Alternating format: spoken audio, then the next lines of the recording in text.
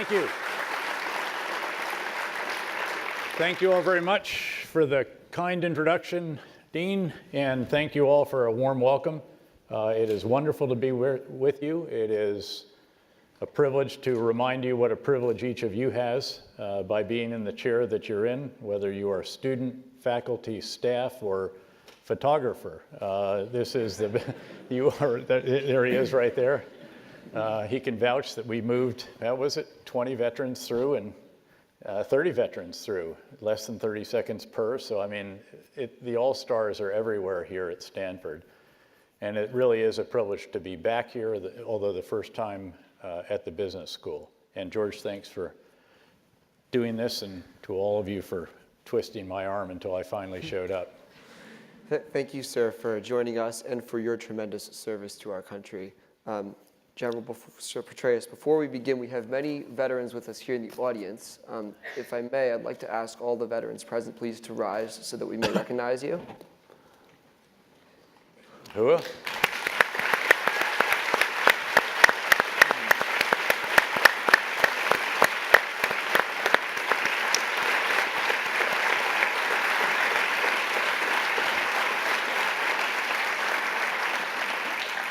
I had a chance to meet with most of them beforehand, and obviously thanked them for all they've done, particularly since 9/11. Almost all of them are members of what we term the new greatest generation, and very much deserve the recognition that you all have kindly just provided to them. But it was wonderful to be back. These are members of my tribe. I was the sheikh of the tribe in various places along the way, and great to spend time with them again. But great to be here. You know, I'm in a new tribe now, the business world tribe, the private equity world. It actually has been great. I have learned that the highest calling in life after government service actually is private equity. I'm not joking. It really is. I actually believe in the concept where you provide not just capital, but expertise, assistance, support, guidance, and all the rest of that to firms, mostly private, although we do public equities. By the way, I must confess that I took the position with KKR without a complete understanding of the difference between private and public equities. I've sought to learn a few things in the last 5 years, but there's a great business world out there for those of you who haven't been in it already, and the inherent strengths of the U.S. system are quite substantial, despite the occasional shortcoming or noise that we may experience as well. Go ahead. Sir, we will definitely get to that part of your career. To kick things off, I'd like to start with some examples of leadership and judgment from your military career. You've described the ideal leadership style as adaptive and affirmative. Drawing from your own experiences, could you elaborate on what that style looks like in practice? Sure. I mean, adaptive is pretty straightforward. It essentially means that you are learning faster than the competition. In the battlefield, we literally had a saying. It was in the counterinsurgency field manual, in fact, that we drafted when I was a 3-star back in the States between the 3-star and 4-star tours in Iraq. We said that the side that learns the fastest typically prevails, and the same is true in any endeavor, any walk of life. So you're constantly trying to figure out how can you learn faster? How can you become a learning individual, and how can you ensure that your organization collectively is learning? And it's not enough just to say it or to repeat it or to emphasize it, write about it. You actually have to have formal mechanisms to sit down and consider what is it that we should have learned. I might, in fact, right here just sort of talk about, because everything keeps coming back to what I've described as the tasks of a strategic leader. There are 4 of these tasks. They are equally valid in the business world, the military world, the intelligence world, any world. Essentially, the strategic leader for an organization, or sometimes co-leaders, as the case at KKR and many other businesses, is the tasks are to get the big ideas right, in other words, to get the right strategy, to communicate those effectively throughout the breadth and depth of the organization, to oversee their implementation, and then to determine how you have to refine the big ideas and do it all over again and again and again. And facilitating adaptation and being an adaptive leader means that that fourth step is a formal step. This isn't something that you just sort of do while you're running or in the shower or moments of reflection or something like that.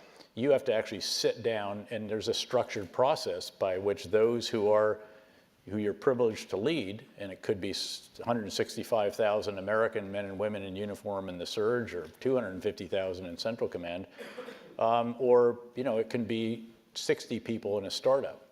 But the strategic leader has to get those tasks right regardless.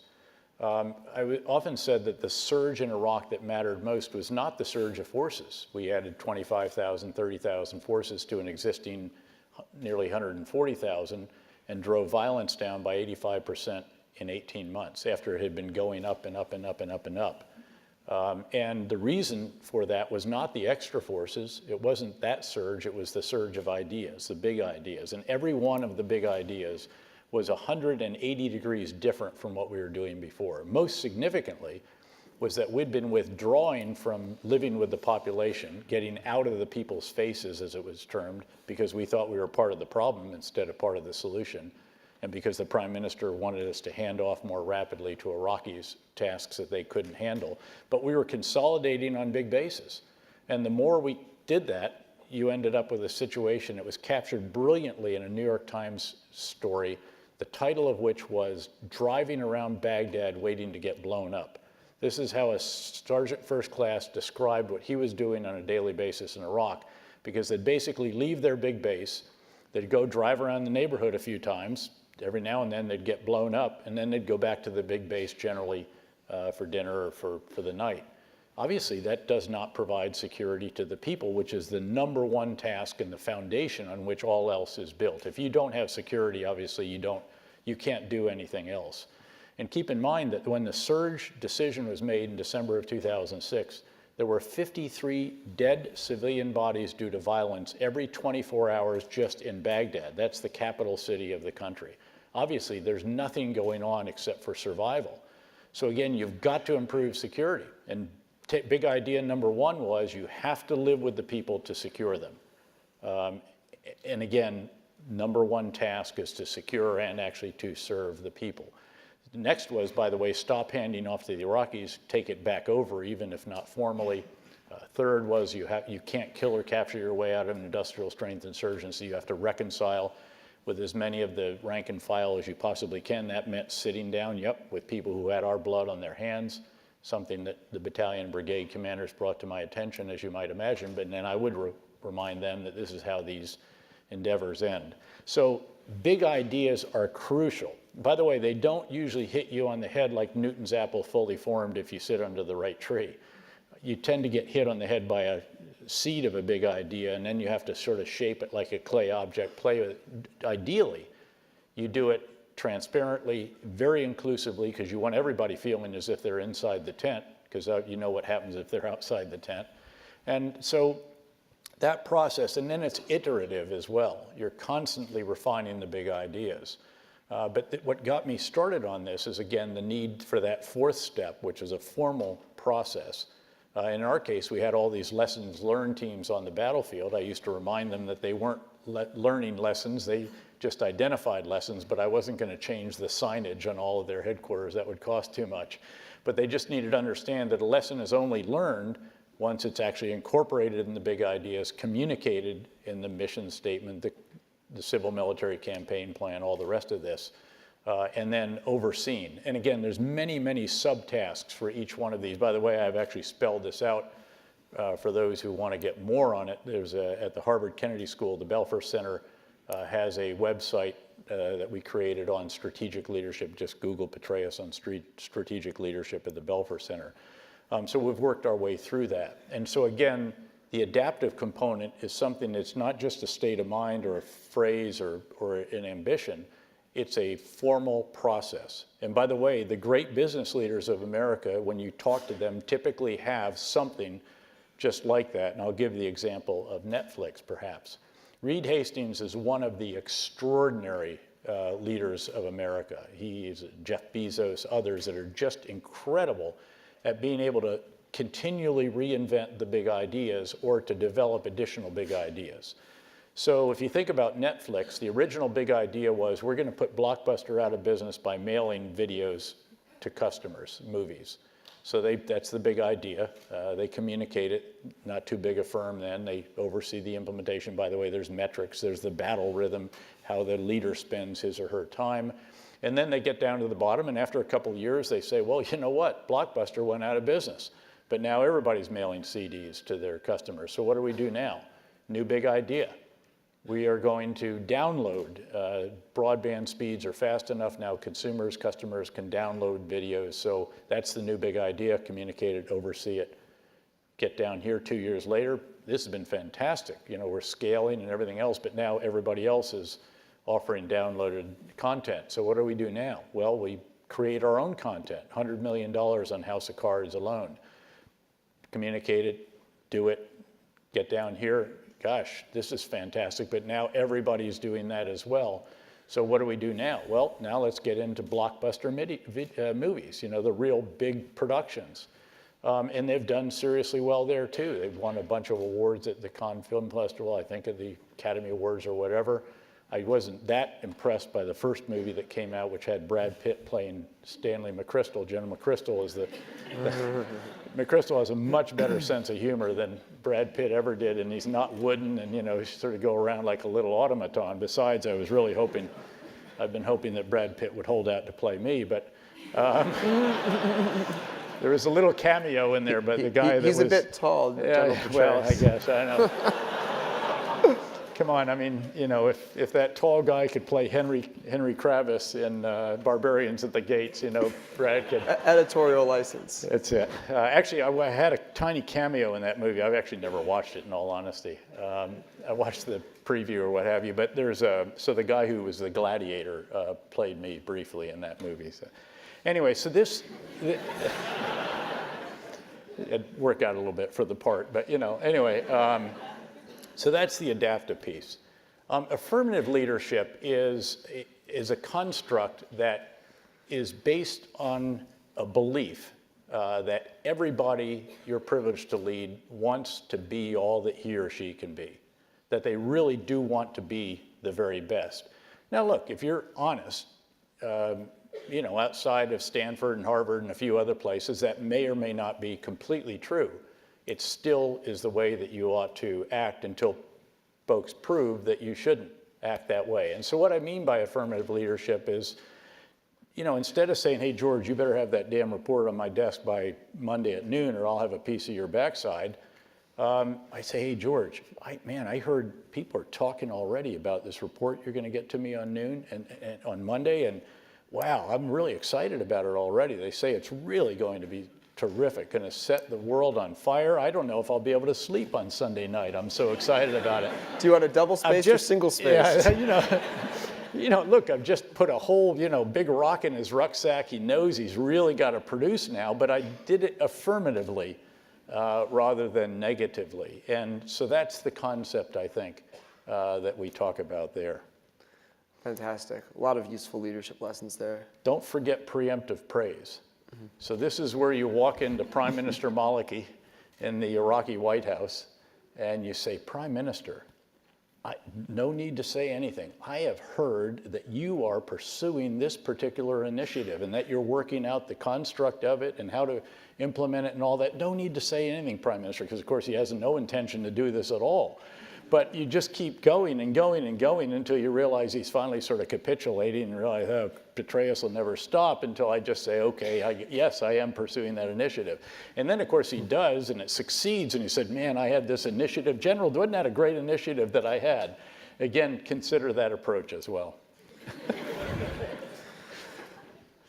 I wanted to return a little bit to your military career. You've talked a bit about the surge, and you know, I think all of us could benefit a lot from understanding how you, at this point, you staked your career on this strategy. How did you handle any doubts or concerns you might have had about the strategy? Well, first of all, I mean, at the end of the day, it's all about results. And you know, I was born and raised by an old crusty Dutch sea captain, Dutch American, and a librarian mother. And I remember when I'd come home from school or something like that, and it wasn't all A's or it wasn't exactly what it should have been. He'd just sort of look at, and I'd start offering, well, I had so much going on in the sports and all this. He'd just sort of look at me until I stopped, and he'd say, "Results, boy." And results, at the end of the day, was what enabled us to continue the surge. We had 6 months, basically, to show that this was going to work. I knew that during the confirmation hearing. I was really sort of forced to agree to come back at 6 months. Then I came back at 3 months, but behind closed doors, very different dynamics than when all the cameras are on. It was sort of a scene like we saw setting up this morning on the news for Mark Zuckerberg. I mean, just the whole well is full of cameras. But by that 6-month mark, 8 of the final 11 weeks saw a precipitate drop in violence. And so now you have something that is very, very substantial. And then it kept on going, and ultimately, as I mentioned, it was down by 85% over 18 months. So at the end of the day, it's really about results. Now, what did I do up front? Well, I sought to convey to them, this is what we're going to do. These are the big ideas. This is how they're different from what we have been doing. The interesting thing is that, nobody gave us any guidance for that. People think that we were sent over there to implement a, quote, comprehensive civil military counterinsurgency campaign. Not at all. We just selected, confirmed, and get over there and fix it. But we'd had this fortunate experience of 15 months where I was back between the 3- and 4-star tours, during which we did the counterinsurgency field manual, did special editions of military review, counterinsurgency writing contest, reshaped everything about the so-called road to deployment. The very first seminar, all of the tasks for leaders, collective training, individual soldiers, organizational structures, equipment, everything, so that they were also much better prepared. But we had then the intellectual foundation that gave us the confidence to reverse what we were doing. Again, sort of ironically or paradoxically, a month before the surge decision was made, the president went out to Amman, Jordan. He couldn't even land in Iraq. It was too dangerous. And the prime minister of Iraq went over there to meet with him. And they actually agreed to accelerate what we had been doing throughout 2006, which was, again, to consolidate on big bases, hand off to the Iraqis, release detainees, all the stuff that we reversed completely.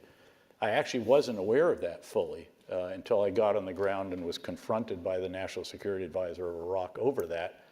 And at the end of which, in the very first week, Ambassador Crocker wasn't even there. And I said, Doctor, and I knew him from the 3-star tour, I said, if it is the intention of the Prime Minister to take those actions, in other words, to accelerate what we have been doing, and I might remind you that we've assessed that the strategy is failing, so you're going to fail faster. If that's your objective, please ensure that the Prime Minister knows that he should convey that to President Bush tomorrow in the normally scheduled video conference, which I understand the commander and ambassador always attend. But he should know in advance that if he chooses to do that, he is going to do it without me, because I will be on the next plane to Washington and I intend to take the policy with me. That was a fairly big deal. That was sort of what you might term an all-in moment. And I didn't sleep real well that night until I took Ambien. And then, and then sat the next day on the edge of my chair the whole way through and never heard anything from it again. And so we were able to go ahead and to implement what it was that we intended to do.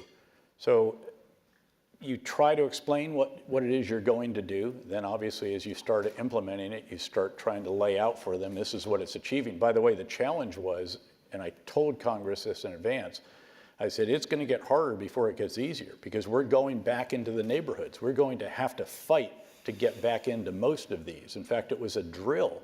You literally had to come in at last light and have it completely established with concrete walls all around it by the time the sun came up, because you'd have at least 1, sometimes 2 suicide car bombers coming at you as quickly as they could generate them. And so it was a very, very challenging period. And in fact, violence did go up. Casualties went up. But then thankfully, as I said, they crested and then started. But already, Iraqi civilian casualties were going down, and other very key indices and metrics were going down. So again, at the end of the day, though, as you all know already and have had reaffirmed here, I'm sure, in your courses, it's about results. It is about the bottom line. It is about laying that out and understanding why it has done what it has done. So that was a time when you very powerfully delivered the results. You've also had to deal with personal and professional setbacks in the public spotlight. Could you give us some advice about how to deal with those setbacks in public? Yeah, look, I mean, first of all, you just have to understand that life is not full of high five moments. There are setbacks. There are collective organizations screw things up, individuals in those organizations. We had a good platoon sergeant one time, well-meaning, who decided to use pages of a Quran for target practice at a small range that we had at every combat outpost. And a local worker, a Iraqi worker, found it, immediately reported it, and boom. And so, you end up going to the Prime Minister, apologizing publicly. The President of the United States called. I mean, these things happen. And then, you'll make mistakes of your own. Try not to, obviously. But that happened, and obviously I did and experienced that. And I think that, what you do in a situation like that, or any situation where there has been a mistake or a setback or a shortcoming, is, I determined specifically what did happen, why, own it publicly, acknowledge it, apologize for it if that's required, and most importantly, determine how to mitigate the risk of this recurring in the future. Look, we spent that entire surge tour was spent, frankly, with that process going fairly regularly. I remember at the end of it, to give you a sense of what that experience was like, I had this fantastic Chief Warrant Officer, 3 or 4, who was he was the head of the security detachment that we had. I don't know if we had somewhere between 40 and 60 people, something like that. That most of those rotated, because again, I was there for 19 and a half months on that tour. But he stayed. And by the way, he went with me to CENTCOM and he went with me to Afghanistan, a tremendous guy. Anyway, we're coming to the end of the surge, and every now and then at night, we lived in a huge old palace complex, and it had a man-made lake in the center of it. It was quite vast. I mean, we had a 6-mile running route inside this compound. But I'd go for a walk late at night before turning in, and just to sort of gather thoughts and think about things. And we just walk along the water and then come back. And he would always go with me. We didn't need anybody else, but just to make sure. And he had communications as well. And normally we didn't talk or anything like that beyond a few pleasantries. And this time we're about halfway through it, and he turned and he said, "Sir, can I ask a question?" I said, "Sure, Chief." He said, "What has it been like? What's it been like to command this surge? You're criticized, you're vilified, you're attacked by a full-page ad in the New York Times personally by an activist organization on the day of your biggest testimony. I mean, we've had tough casualties, we've had this, we've had that, but by God, it's worked. And now everybody, even the fiercest critics, acknowledge it. What's it been like?" And I said, "Chief, it has been the most awesomely awesome of experiences on a good day. And we had less than this number of good days." So, it's a grinding experience, and leadership is like that. Again, leadership is not always in an upswing cycle. We're actually trying to remind ourselves at KKR that we're 104 or 105 months into this particular recovery. It's approaching the second longest in our history. I think 120 is the longest ever. We have people in the firm who have never been in that firm when there has been a downturn. And so we're actually talking about wargaming the winter is coming scenarios. I didn't know what that was, and they had to explain to me that there's this series called Game of Thrones or something. And I guess winter is always coming or something. But so we're actually, and again, we know there's going to be tough times during that. And so what is it you do to prepare for that? How do you prepare yourself personally for that kind of experience? But it's a grinding experience. And the more public it is, the more, you've been run up the flagpole, the more that is the case. And in those grinding experiences, you clearly need to have a lot of internal strength. Since you stepped down from the CIA, you've worked very hard to build a new career and continue serving the country. In those difficult years that followed, how did you summon the strength to carry on? Well, I think, you got to realize that life goes on, or it should, and then you start figuring out, okay, what are the options? What is it that would be fulfilling, rewarding, help pay for the grandkids' education and a few other things like that. And in my case, it was the idea of intellectual stimulation. I don't mind travel. I mean, I was in 22 countries last year alone, one of them, I think, 6 or 7 times. And so, busting your butt is okay. I mean, I've got many of my West Point classmates are literally completely retired. Some of them are literally down in golf communities in Florida riding around in golf carts and trying to persuade me to come down there. And what an awesome thing that is. And I think that's where I might actually pull out the service pistol and consider. But, I mean, I actually outlined a leadership book. It was titled Relentless, Leadership Lessons Learned, -- Some the Hard Way. But I was very, very fortunate. I mean, people called immediately and said, hey, when you're ready to resurface, come on up. I knew Henry Kravis before. He was one of those, but there were a number of others. So there were tremendous options, but then I deliberately also chose to do some that were in the academic world. I taught for 3.5 years every week, actually, at the Honors College of the City University of New York. Did it for $1 a year the first year when, again, one of the activist organizations objected to the great salary they were going to pay me. But it was about, again, the intellectual stimulation, the fun of interacting with students. It was on a course called the North American Decades, which is what I contended follows the American century and precedes the Chinese or Asian century. And the number of S's on the end would depend on how effective Washington is at turning legislative, regulatory, and policy headwinds into tailwinds, particularly with a focus on, there were 4 revolutions that we explored with a policy perspective: the IT revolution, which is the basis for most of the others; the energy revolution, unique to the US in our circumstances and a tribute to the US because it has only happened here; the manufacturing revolution, and then the life sciences revolution. It was just great fun. And then I have a chair at USC where I spend a week per semester, including hosting a startup event most of the times that I'm there. Sometimes it's every other. But we bring in 45 or so venture capitalists. I'm actually personally invested in 15 different startups, which I just enjoy doing, in part because I really enjoy young leaders with great big ideas. It's very exciting, and then you can help them.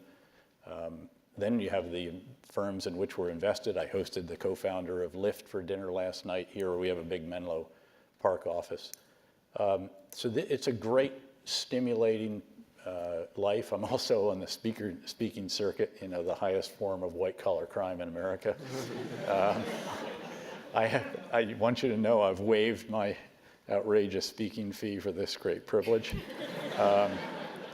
But we are very grateful for that. And then there's, the four think tanks that I'm actively engaged with, and then about a dozen veterans organizations. And so, plus we have a brand new granddaughter, and our son's dog. He's actually up at Harvard Business School doing the JD MBA program, and daughter and son-in-law live nearby. So I've been very, very fortunate. But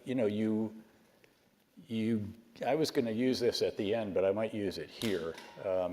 Luck, and I've been, accused of or described as being lucky at a number of different ventures over the years, including Command and General Staff College, graduate school, Iraq, and all these others. And my response to that, not necessarily directly when people are saying that, but is to offer that I think luck is what happens when preparation meets opportunity. And I really sought to prepare for these opportunities. I'm very, very serious about that. And you don't want to sound presumptuous at all, but back when I was a second lieutenant, I never really expected you're going to get to this, but by God, I wanted to be prepared if the opportunity came along. And I'd been impressed by this statement that Napoleon used to say, that every corporal has a field marshal's baton in his rucksack. In other words, be ready. You never know. A corporal could be called Petraeus for field marshal.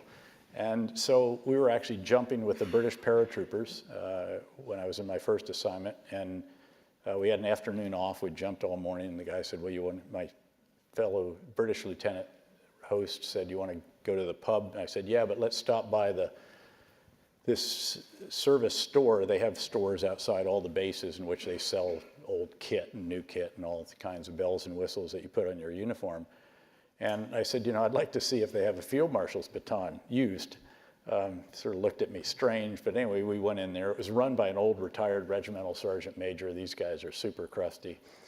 And he said, well, what do you have? And I said, well, Sergeant Major, I wonder if you have any used field marshal's batons. Oh, he said, fresh out of those, mate, but we have this little swagger stick.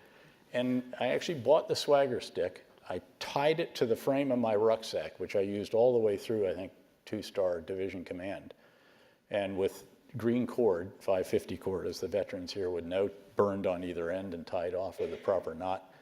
And nobody else could really see it, but it was there for me. And every time I lifted that rucksack, which had to be thousands of times over the years, took it on and took it off and put it on, it was there reminding me that, you need to be ready. You need to be prepared. Your individual study, your experiences, your professional development, all the rest of that stuff, be serious about that. And you do it, with a smile, with a joke, try to be self-deprecating or whatever. But at the end of the day, in the back of your mind has to be that this actually could happen. And to be truthful, but for a few months here or there at different junctures, none of it may have happened. But that's what you do. In my post-government stuff, did I prepare for that? Gosh, I don't know. I did do the academic stuff. I did, not at the time thinking that was what I was going to do, mingle with people who invited me to speak at in their dining room in New York, but mostly just because I was trying to convey to people what we were doing, and these were influencers and a great opportunity. By the way, a great, so people asked, how did you get to know Henry Kravis? And I said, well, his wife, who's a serious intellectual in her own right, shot me an email out of the blue one time. It was a 3 or a 4-star, and I was going to be in New York doing something at the Council on Foreign Relations. She saw it, noticed that there was no dinner offered, and so she said, you got to eat. Why don't you eat at our place? And we have a pretty good track record of people coming who are invited. In fact, she said, you can ask us to invite people. So I said, super, thanks so much, Marie-Jose. Could you invite Henry Kissinger, Mayor Bloomberg, Police Commissioner Kelly, I think it was Richard Holbrooke, and then a couple of noted intellectuals. And they did, and every single one of them showed up. And I learned later, if you don't show up at Henry Kravis's table, they do a leverage buyout of your firm the next morning. Speaking of preparation, we have a class at Stanford called Managing Difficult Conversations. In the spirit of this class, let's imagine that you are President Petraeus, and you're sitting across from North Korean dictator Kim Jong-un. It's the first face-to-face meeting of the leaders of the two countries. How would you make this conversation successful? Well, again, this is all about preparation. It's all about detailed study and nuanced understanding of what has transpired before. What do we think they have meant when they have used the term nuclear disarmament in the past? Hint, it's not what we think it means. And on and on and on. All the dynamics, as much as you can learn about an individual who is the most difficult intelligence target in the world because he's inside the Hermit Kingdom, famously difficult place to operate, to say that it is a, quote, denied area, as the term is in the intelligence world, would be a bit of an understatement. So I think this is all about very, very rigorous preparation, very rigorous talking points with branches and sequels, if this, then that, and so forth. But, certainly also trying to establish a relationship to see if that is possible. Is there really, can you actually have some kind of meaningful strategic relationship? I am a huge believer in efforts to have strategic dialogue. I believe that we should be having that with China. It's difficult if the key diplomats are changing at the rate and the key national security team members are changing at the rate that they have been, but this is crucial. if you think about what people like Henry Kissinger were able to do, or others over the years that had the big breakthroughs, this came after a lot of back and forth. You know, you talk about luck being what happens when preparation meets opportunity. Henry Kissinger used to run a summer, I think it was called the summer seminar or the senior seminar. I went back, I actually at one point read everything that he wrote, including the books about him, which described how he prepared for these opportunities that he had during the 8 years that he was National Security Advisor and then Secretary of State. It was very, very deliberate. He would sought to meet every junior leader around the world, attract them to Harvard, have interaction with them, get to know them ahead of time. And then, of course, once he was in office, he just beat himself up on planes and everywhere else, personally engaging with them and again, having true strategic discussions. Now, we have to be very careful to have limited aspirations for the results of a first meeting, noting that, that Kim Jong-un had never even met the president of China, the country with which North Korea has 90% of its trade back and forth, until just a couple of weeks ago. So he's also not the most schooled of individuals when it comes to this. But look, there is hope out of this, I think. This is not a forlorn hope. And by the way, some of this is the result of the so-called maximum pressure strategy that has been pursued. I'm not saying that I would have used all of the rhetoric that has been deployed at different times, or that message discipline has been a sterling feature of everything that's taking place here. But the fact is that a willingness to rattle the saber has gotten Chinese attention. That has forced them, together with UN Security Council resolutions that are unprecedented, to actually really tighten down on the umbilical cord that literally keeps the lights on in Pyongyang. And again, 90% of it running to and from China. So that has been a key catalyst for what is happening. And folks who have been part of that deserve some of the credit for that, without question. And now we'll see if, again, this very rigorous preparation can be undertaken in order to capitalize on the opportunity that results. And you've spoken a bit about how this saber rattling has taken place very publicly with a lot of media coverage. It seems that there is a real role for the conflict and its resolution in the way that the media are managed. Drawing from your own experience, could you talk a bit about how you, how PR and image management have shaped your strategy and its implementation? Sure. Let me start by just saying, again, we had big ideas for everything during the surge, and not just in Iraq, but in Afghanistan as well. Some of them carried over to Afghanistan, but I also note that the very first time I did an assessment of Afghanistan, which was on my way home from a 3-star tour in Iraq at Secretary Rumsfeld's request, when I briefed the Secretary on return home, the very first slide was titled, "Afghanistan does not equal Iraq," and laid out all the different ways in which it's tremendously different. And hence the reason when I was Central Command Commander and then the nominee for command in Afghanistan, that I said that we are not going to be able to do in Afghanistan what we did in Iraq. We can't flip this place. There's no way that changing the big ideas is going to have such a dramatic, and oh, by the way, to be fair, General McChrystal has already been implementing, so I'm going to be building on what it is that he has already been putting into place. But the big idea that I had about dealing with the press was quite simple. It was to be first with the truth. It was, again, if you have a bad day, we had a tremendous general officer, for example, when I first got there, who just found it difficult to go out to the podium. Look, these were horrible days that we were having. I mean, they blew up a part of the parliament. They dropped the old historic bridge right in the center of the Tigris River, blew up the mosque again, or a minaret of the mosque that had touched off the violence the previous year, the Samara Mosque. Just day after day of this kind of stuff. And what you have to do when that happens is you go out to the podium and you say, we had a horrible day today. In Baghdad, there were 3 markets that were bombed by 4 suicide bombers, and 250 innocent Iraqis were killed. And then you have to talk about, okay, what do we learn from this? What are we going to do about it? By the way, what we ultimately had to do was wall off these markets, some of which were a mile long, just on a street, and then went several streets in. And they became no drive zones. And so then we had to start searching the handcarts. But again, this is a level that you have to go to.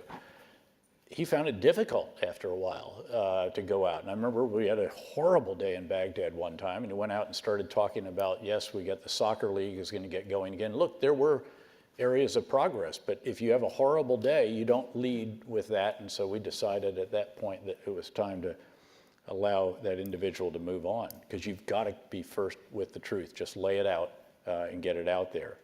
Beyond that, I actually had a briefing that I developed, I think it was again when I was back from the 3-star tour, and it was titled Dealing with the Press. And it started out, it said, you can't win if you don't play. And it had a whole bunch of sort of happy examples of me on the cover of this or this, you know, kind of nice stuff. And it all came because I was open to the press and had Rick Atkins riding in the back of my Humvee to the fight to Baghdad and this, that, and the other thing.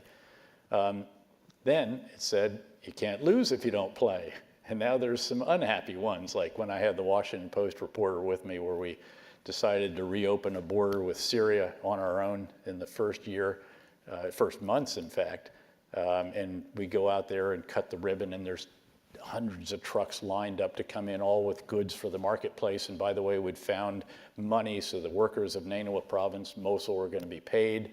By the way, what had happened is we found the money. I found the guy, and he said, you know, he didn't have the authority to pay it, but he said, but you do. I said, you're right, I do. He said, make it an order. So I signed an order to him. He said, great, no stamp. So we went out in the souk and bought a stamp. Anyway, so they're going to pay the workers. But with my clever economics knowledge from grad school, I realized that we were about to dump more money on a closed economy, and the result of that would be inflation. And so I had to get more goods into the marketplace. Went to the governor. We had the first election in Iraq. We already had a governor, a partner. Said, what do we do? He said, have you considered reopening the border with Syria? I said, I didn't even know we closed it. Remember, we weren't supposed to go to Mosul. We didn't have maps for it. We didn't have anything when we were ordered up there. And so we were still doing a lot of discovery learning. So anyway, we decided to open it up. We got the legal team with the UN Security Council resolutions governing trade, did promulgating instructions. A great brigade commander went out. And then the governor, I go out and I had a Washington Post reporter, and it was an extraordinary day. I mean, it was one of those very, very rare, awesome days in Iraq, because you've really made a difference in people's lives. You know, there's about 1,000 sheikhs there, all applauding and thanking, and we're wheeling with Apache helicopters around, and I'm waving, you know, the sheikh of the biggest tribe in northern Iraq. And as we're coming out, this Washington Post reporter says, General, what is this like? I mean, my God, you've just reopened a border, you've helped the existence of thousands of people of Western Nainawa province. And I said, well, you know, it's pretty exceptional. It's sort of like a cross between being the Pope and the president.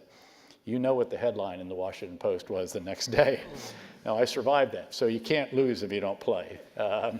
And so a lot of people concluded, therefore, that, you know, the best press policy is never pass up keeping your mouth shut. But then I said, but you got to play.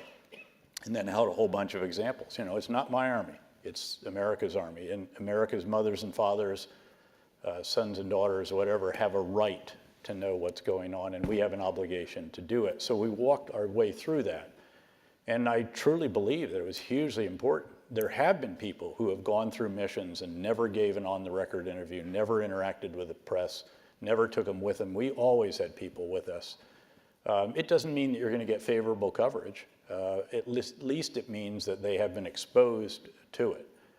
And we brought people over. We brought think tankers over who had criticized us. We brought think tankers over who had praised us. Some of this stuff was hugely important. I remember it was an op-ed piece by Mike O'Hanlon of Brookings and his comrade, also I guess at Brookings or AEI, that in June or July of the surge, so before we were saying it, said, you know, the surge just may be working. And by the way, he took huge flack for that, except that he was proved to be right. So again, you've got to engage, not just with the press, but with so-called intellectuals, influence makers, Stanford Business School, you know, whatever it is. And we used to do a lot of that. When I was the Central Command commander back from the surge in Iraq, we would take usually 2 days a month, and we would do an outreach. And we'd go to a city, go to Atlanta, you'd do CNN editorial board, you would do Georgia State, you know, what's one of the great universities that was there, would do a couple of things with them. We'd do the Atlanta Constitution, and then we'd do something with some other gathering, maybe the business executives for Northern National Security or whatever it was. And we really worked hard at that, and you just beat yourself up doing that. You have to have a very efficient structure. I mean, I had commo guys with me all the time, so you're staying in touch. But I felt it was very important, and we did that with most of the major cities in America. Thank you, sir. We're going to turn it over to the audience for a couple questions and then close. So if we could get the first question from the audience. Thank you. General Petraeus, thank you for being here. As a former Marine, Semper Fidelis. Semper Fi. For the past 3 decades, the foreign policy establishment has taken it for granted that global engagement is good for the United States. The 2016 election, however, suggests that the American people might not feel the same way. As a strategic leader, what big idea would you use to bring our foreign and military policy in line with the values and interests of the American middle class, and how would you communicate it? I think if you start again by being first with the truth, you probably have a decent approach. And by this, I mean that political leaders and policymakers, I think, have tended to focus on the pluses of trade deals, of globalism, of opening our economy to others, and then welcoming other countries into it, China into the WTO and so forth and so on, but have sometimes been a little bit less forthright about the fact that there are losers as well as winners when you have a trade deal. And I think you have to go into this, and this is a challenge because the losers, this is an existential issue for them. I mean, in NAFTA, once we did NAFTA, I think every shoemaking company in America, except for maybe one in New England, literally went out of business. The clothing manufacturers in North Carolina and the Eastern Coast went out of business. Again, there were significant shifts, and certain sectors were completely decimated. And I think what you have to do is say, look, here's what is going to happen, again, to the best of your predictive ability. Then say, in view of that, we are going to have, there's something called TAA, Trade Adjustment Assistance. That is going to be longer and more substantial than we have ever done it in the past. We are going to help these sectors that are affected to relocate, to reskill, to adapt, and to learn and so forth. And those that can't, we will be with them for life. But I think that's the kind of approach that you have to have, rather than just this kind of simplistic, again, assumption, as you noted, that globalism is good. Well, actually, it's not for everybody. Some are literally losing their livelihoods because of that. Beyond that, I mean, I think right now we have to acknowledge, as an example, that many of our hopes and aspirations for China's entry into the global trading and World Trade Organization and the rest of this, that as they got more enmeshed in trade, as they were more prosperous, as they engaged more in the world, that inevitably they would become more open, more transparent, more, like us. And that actually has not been the case. And again, you can talk about the messaging and the message discipline and some of the rhetoric and all the rest of that without question. But I think this administration is the first that is actually doing something to reflect the challenges that some of this has created for certain sectors of the United States. I am a globalist. I do believe that the U.S. should continue to lead the rules-based international order.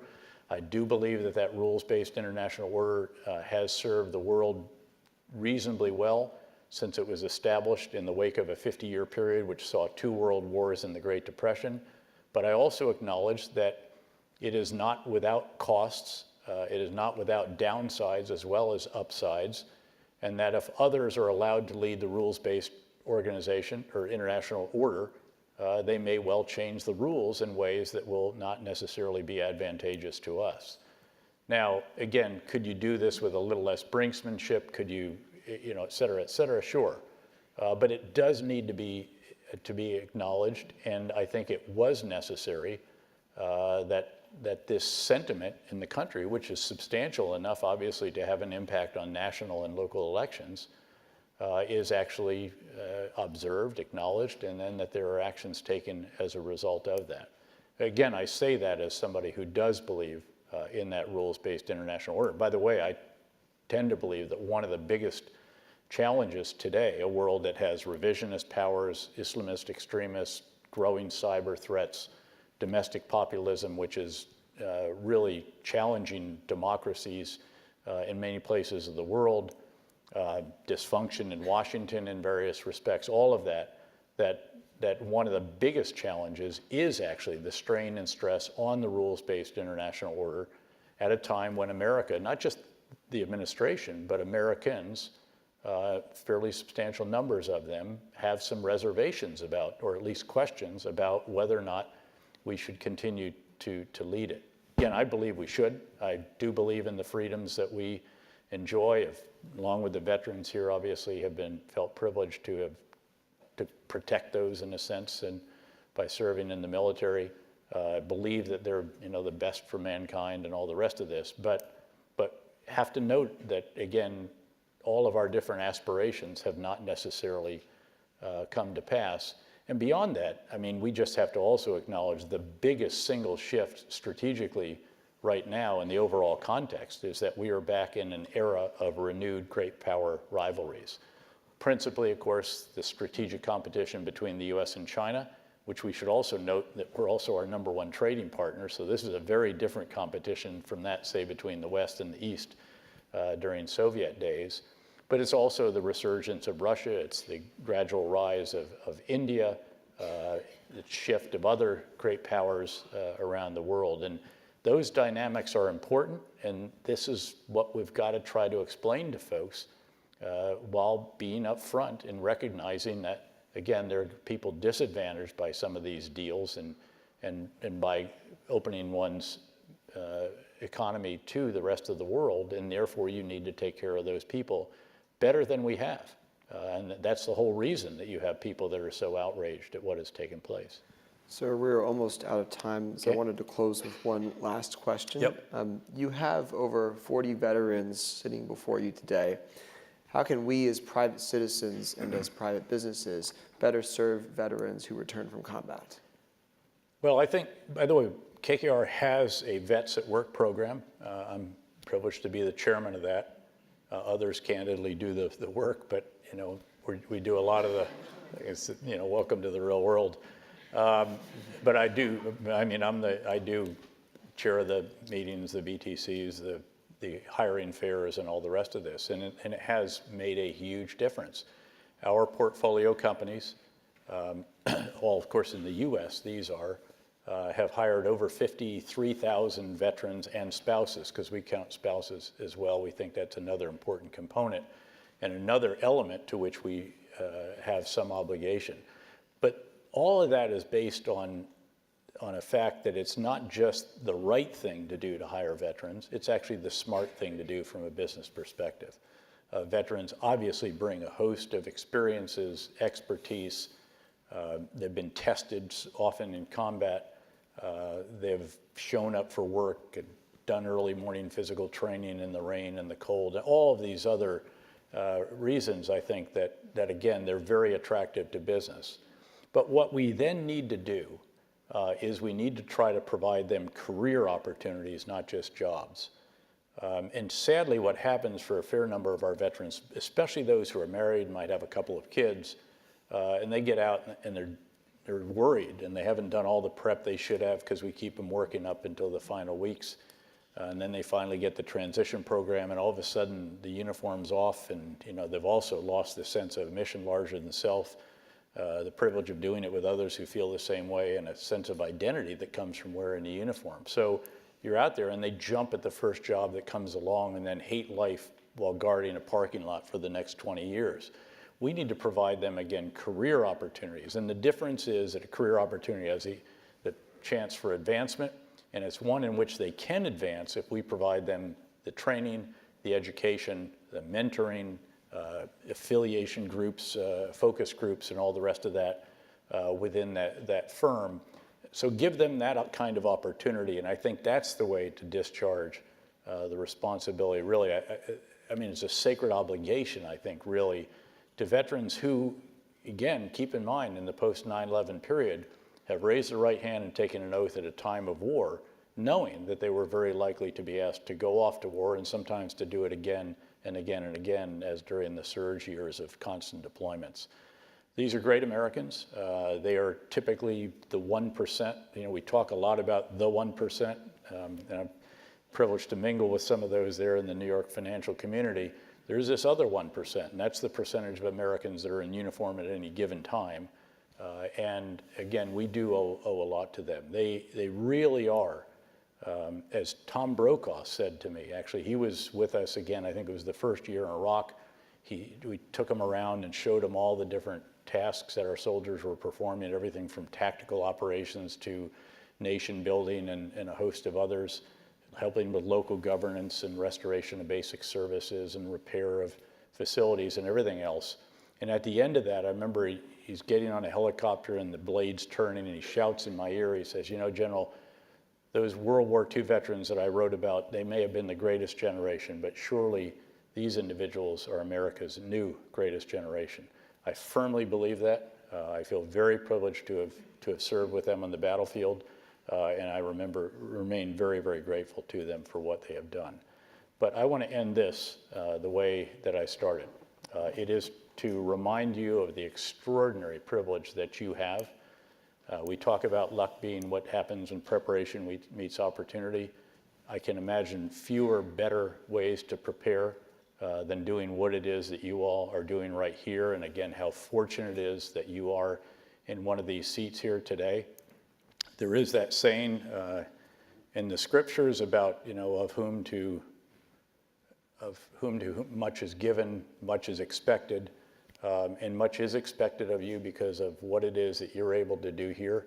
And I'm very confident, because of my practice of affirmative leadership, that you will prove us all right. Thanks very much. Thank you, sir.